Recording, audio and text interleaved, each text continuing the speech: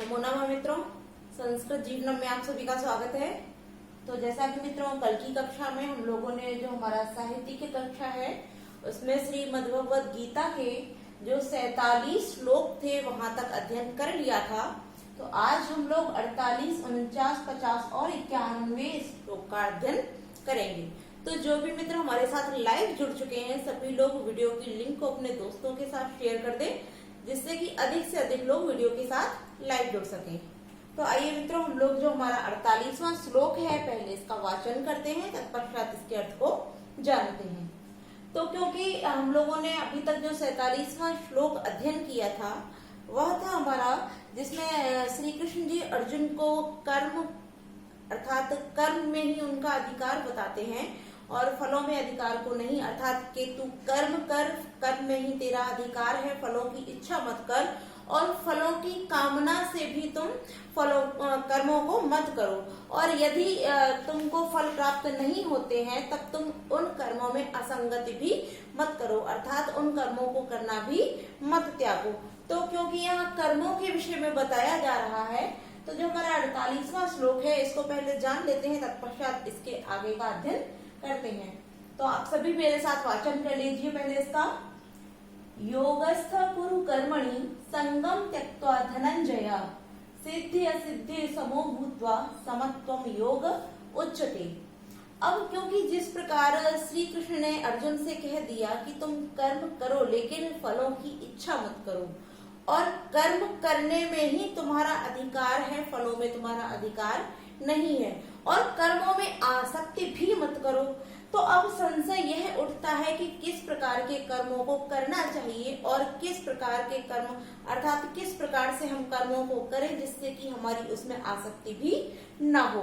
तो हम 48वें श्लोक को जानते हैं। तो यहाँ श्री कृष्ण जी, क्योंकि यह सभी जो हमारे श्लोक हैं वो श्री कृष्ण के द्वारा कहे जा रहे हैं और अर्जुन से ही कहे जा रहे हैं। तो सर्वप्रथम कृष्ण ने अर्जुन को आत्मा के विषय में आत्मज्ञान दिया, तत्पश्चात वह यहाँ सांख्य योग जो कर्म है उसकी महत्ता को बताते हुए कहते हैं, क्या कह रहे हैं कि हे धनंजय, धनंजय कहकर यहाँ पर जो अर्जुन है उनको संबोधित करते हैं। कृष्ण कहते हैं कि धनंजय अर्थात हे अर्जुन, संगम, संगम मतलब आसक्ति को, संगति को, त्यक्त्वा माने त्याग कर। तो यहाँ जो त्यक्त्वा शब्द है यहाँ कत्वा प्रत्यय का विधान किया गया है। तो त्याग कर, जो कि कत्वा और लेप प्रत्यय जो हमारे होते हैं वो कर या कर के अर्थ में प्रयुक्त होते हैं, तो उसी के आधार पर यहाँ त्यक्त्वा को कत्वा में विधान किया गया, कत्वा प्रत्यय है। तो धनंजय, हे धनंजय, आसक्ति को त्याग कर। आगे क्या कहते हैं कि सिद्धि असिद्धि समो भूत्वा, सिद्धि माने सिद्धि में और असिद्धि, तो सिद्धि और असिद्धि में समो भूत्वा, समान, भूत्वा माने होकर के। अब यहाँ भूत्वा में भी कत्वा प्रत्यय का विधान किया गया, भू धातु के साथ कत्वा प्रत्यय, तो भूत्वा। अब सिद्धि असिद्धि जो शब्द है यहाँ द्वंद्व समास का विधान किया गया है, क्योंकि सिद्धि च असिद्धि च, तो यहाँ द्वंद्व समास है, क्योंकि यहाँ द्विवचन है तो इसलिए समाहार द्वंद्व का इतरेतर द्वंद्व का विधान किया गया है। तो सिद्धि असिद्धियों में यहाँ द्वंद्व समास है।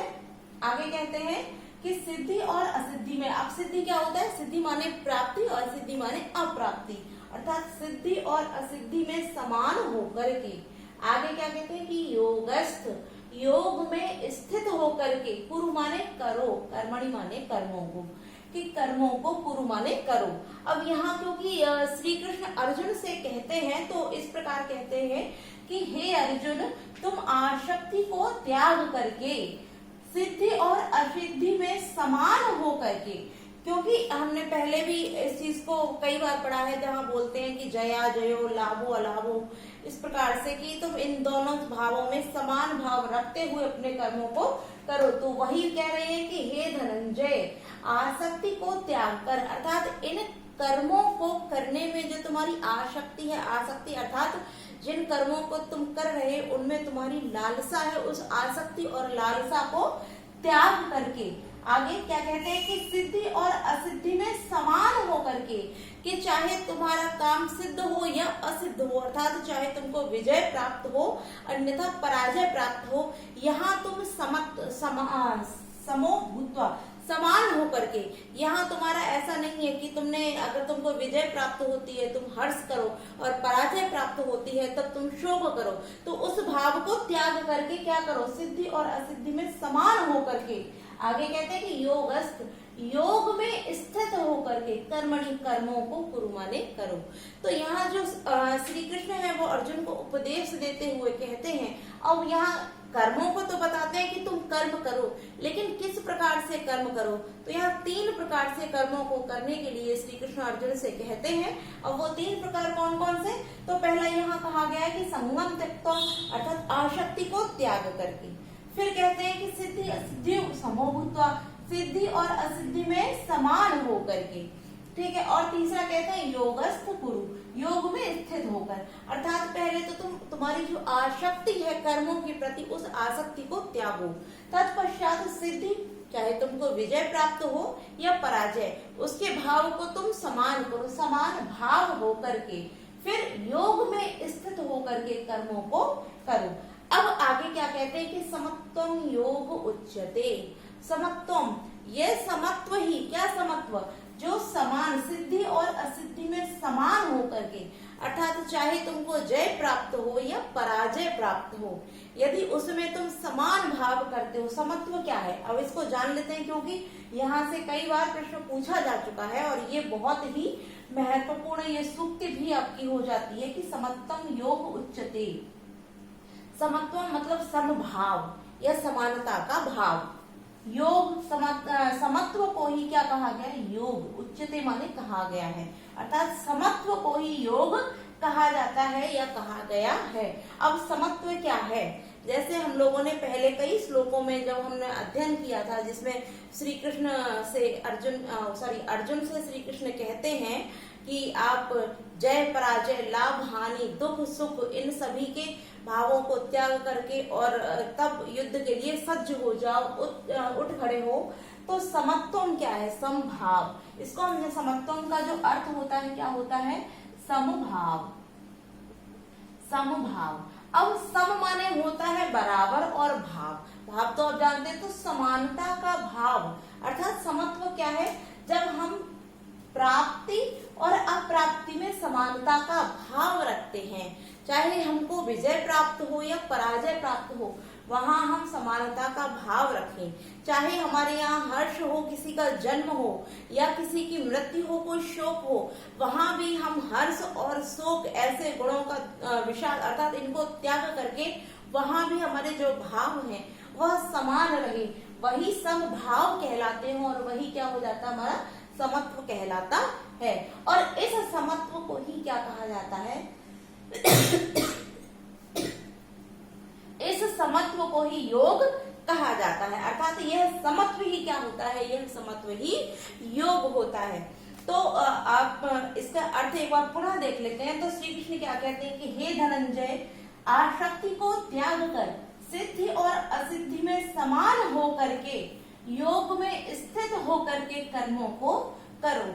क्योंकि ये सिद्धि और असिद्धि में जो समान होकर के जब तुम कार्यों को करोगे, तो यह जो समत्व भाव तुम्हारे अंदर उत्पन्न हुआ है, समभाव जो उत्पन्न होगा, वह समत्व ही योग कहा जाता है।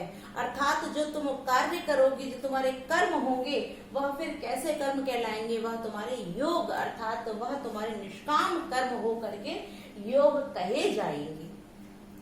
ठीक है। और इस श्लोक में जो महत्वपूर्ण शब्द थे, जहाँ से पूछा जा सकता था, तो यहाँ सिद्धि असिद्धियों में द्वंद्व समास है, यहाँ त्यक्त्वा और भूत्वा में कत्वा प्रत्यय का प्रयोग किया गया है। तो जो महत्वपूर्ण शब्द थे उनको भी हम लोगों ने जान लिया है। और जो कर्मणि है, यहाँ प्रथमा व्यक्ति का बहुवचन है। ठीक है। तो आगे हमारा जो 49वां श्लोक है, इसको देखते हैं। तो सबसे पहले इसका वाचन कर लेते हैं, तत्पश्चात इसके अर्थ को जानते हैं। तो आप सभी मेरे साथ दोहराइए कि दूरेण यवरम कर्म बुद्धि योगा धनंजय बुद्धो शरणमनि विच्छ कृपणा फल हेतव।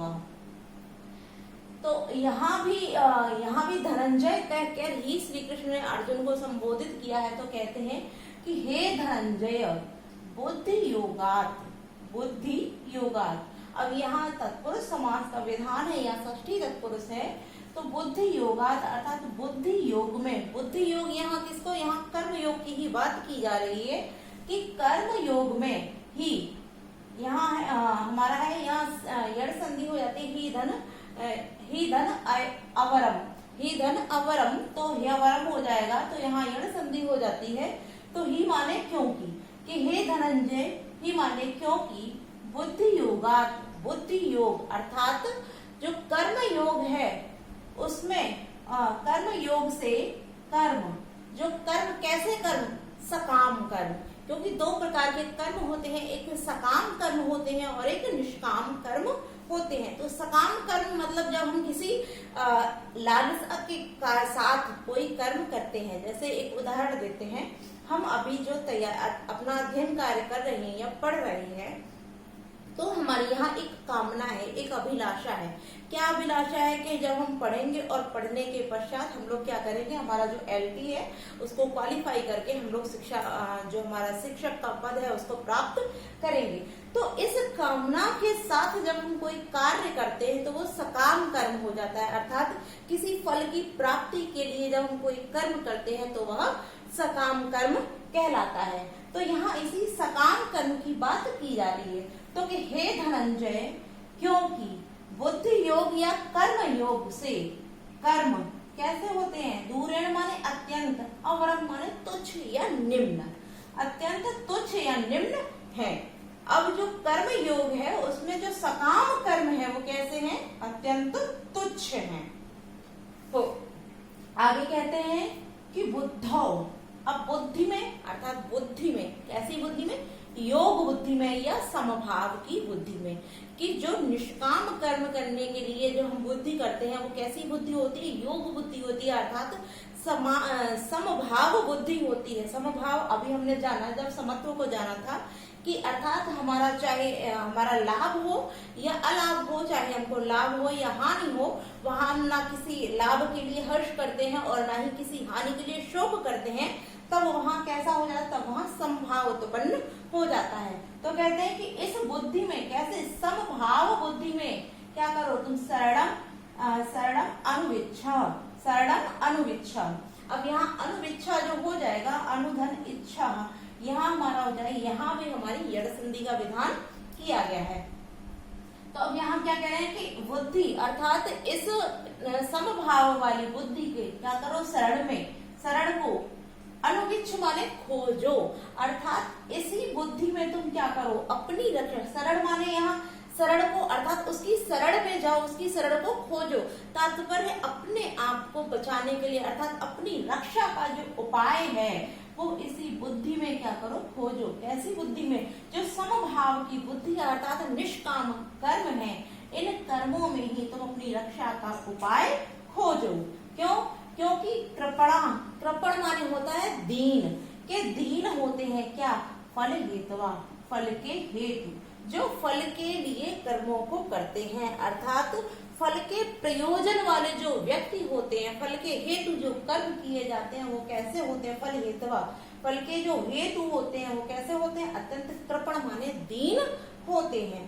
तो यहाँ श्री कृष्ण कहते हैं कि हे धनंजय, इस कर्म योग या बुद्धि योग में जो सकाम कर्म है वो कैसे होते हैं, अत्यंत तुच्छ या निम्न होते हैं। इसलिए इस समभाव बुद्धि में ही तुम क्या करो, अपनी रक्षा के उपायों को खोजो।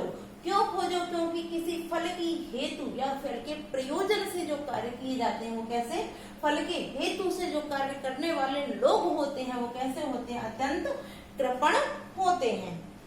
तो क्योंकि यहाँ श्री कृष्ण जी जो है वो अर्जुन को पुनः बार बार उनको कर्म और निष्काम कर्म का महत्व बताते हैं कि किस प्रकार तुम निष्काम कर्मों को करते हुए मोक्ष की ओर जा सकते हो। और तुम जो कहते हो कि मैं यदि अपने लोगों को, अपने प्रियजनों को मारूंगा इस युद्ध में तो मैं पाप का भागी होऊंगा, तो तुम किस प्रकार से इसके पाप से बच सकते हो। तो यहाँ कहते हैं कि समत्व के भाव को रखते हुए यदि तुम कर्मों को करोगे तब तुम पाप के भागी न हो करके तुम कैसे हो जाओगे, तुम अपने निष्काम कर्मों को करते हुए तुम योग की ओर चले जाओगे। अर्थात जब तुम इन कर्मों को करते हुए निष्काम कर्म का भाव रखोगे, तब यह तुम्हारे निष्काम ही कैसे हो जाएंगे, यह योग बन जाएंगे, अर्थात यह योग कहलाएंगे। तो आगे 50वें श्लोक में क्या कहते हैं हम इसको भी जानते हैं।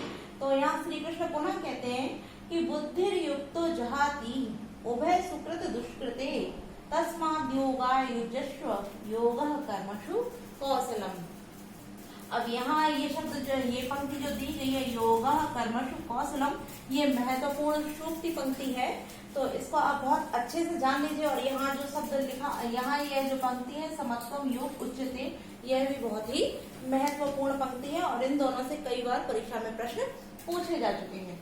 तो अब इसको देखते हैं यहाँ श्री कृष्ण क्या कहते हैं। तो सबसे पहले शब्द दिया बुद्धिर युक्तो, बुद्धि से युक्त, अर्थात तो बुद्धि से युक्त कैसी, समभाव की बुद्धि से युक्त जो व्यक्ति होते हैं।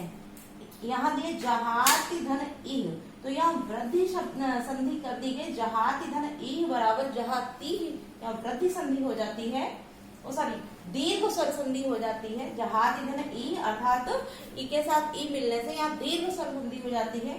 तो ई माने इस संसार में जो बुद्धि से युक्त होते हैं, बुद्धि से युक्त तात्पर्य जो समभाव की बुद्धि से युक्त जो व्यक्ति होते हैं वो इस संसार में सुकृत, सुकृत माने सु माने अच्छे और कृत माने कार्य, तात्पर्य सुकृत माने पुण्य, और दुष्कृते, दुष्कृत दुष् माने बुरे और कृत माने कार्य, तो बुरे कार्य अर्थात पाप, फिर सुकृत पुण्य और दुष्कृत पाप। तो यहाँ भी जो हमारा द्वंद्व समास का विधान किया गया है कि पुण्य और पाप उभय माने दोनों को, जहादि माने त्याग देते हैं, कि जो बुद्धि से युक्त होते हैं, तात्पर्य जो समभाव की बुद्धि से युक्त होते हैं, ऐसे मनुष्य इस संसार में पुण्य और पाप दोनों प्रकार के कार्यों को क्या करते हैं, त्याग देते हैं, पापों को भी त्याग देते हैं और पुण्यों को भी त्याग देते हैं।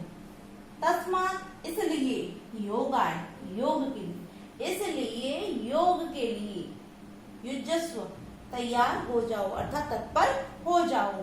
क्यों? क्योंकि योगः कर्मसु कौशलम, योग क्या है, कर्मसु कर्मों में कुशलता ही, कौशलम माने कुशलता ही क्या है, योग, योग है कि कर्मों में कुशलता ही योग है। अब पहले इसके अर्थ को जान लेते हैं, तत्पश्चात आगे हम इस पंक्ति को आगे डिस्कस करेंगे। तो यहाँ क्या कहते हैं कि जो बुद्धि से युक्त होते हैं, अर्थात जो विद्वान या मनीषी व्यक्ति होते हैं, मनीषी व्यक्ति होते हैं, वह पुण्य और पाप दोनों प्रकार को, दोनों को क्या करते हैं, त्याग देते हैं। क्यों त्याग देते हैं कि यदि आप पुण्यों का संचय करेंगे तब भी क्या होगा, आपको मृत्यु के पश्चात स्वर्ग मिलेगा, और जब आपके पुण्य क्षय हो जाएंगे तब पुनः आपको इस पृथ्वी पर भेज दिया जाएगा। या फिर आप ऐसे समझिए कि यदि आपको पुनः उन पुण्यों का भोग करने के लिए भी इस पृथ्वी पर भेज दिया जाता है, और यदि आप पाप करते हैं तब आपको नरक की प्राप्ति होगी और पुनः इस पृथ्वी पर आप लौटकर आ जाएंगे।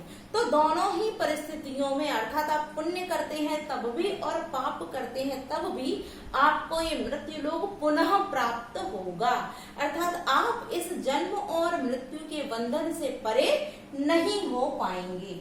तो इसलिए जो निश्चयात्मक बुद्धि वाले जो होते हैं या ज्ञानवान होते हैं, जो समत्व भाव रखने वाले लोग होते हैं, वह जानते हैं, जो योग बुद्धि वाले होते हैं, अर्थात जो योग की महत्ता को जानते हैं और जो जानते हैं कि योग के द्वारा हम जन्म और मृत्यु के बंधनों से परे हो करके मोक्ष को प्राप्त कर सकते हैं। तो ऐसे बुद्धि से युक्त वाले लोग पुण्य और पाप दोनों को ही इस संसार में क्या करते हैं, त्याग देते हैं।